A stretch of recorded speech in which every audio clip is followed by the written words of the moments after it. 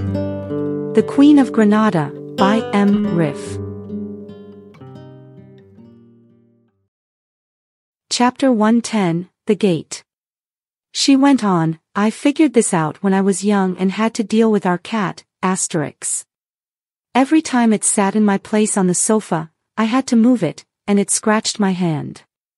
My mother warned me not to do the same to the cat as I did to my uncle. Then I refined my technique by testing it on Asterix.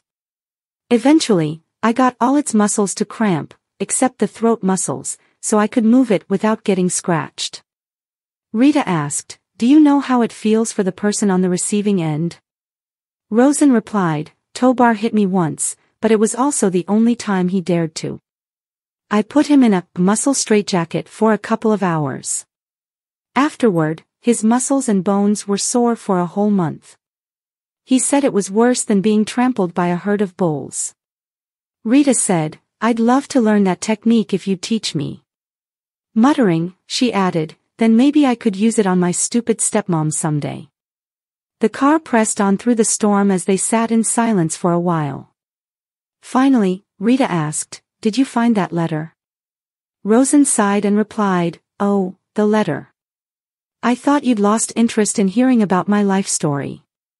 She got a clear view after navigating a sharp curve and said, well, not right away. I found myself in this huge hall filled with cement bags and loose wires. I decided to grab a cup of coffee. At first, I hesitated about leaving and closing the door behind me. But eventually, I had to let go of the idea of unraveling the mystery of my roots.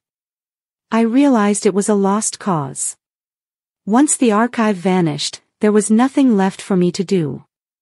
I stood up.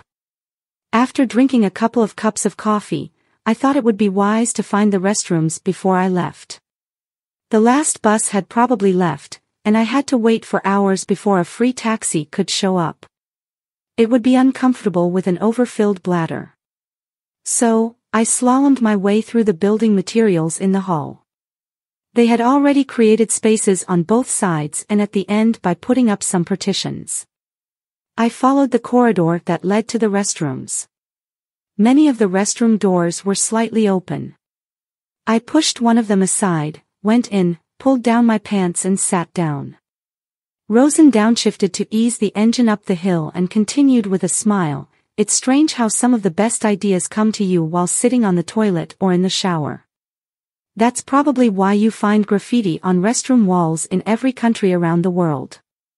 If the walls of shower rooms were dry, people would likely leave graffiti there, as well.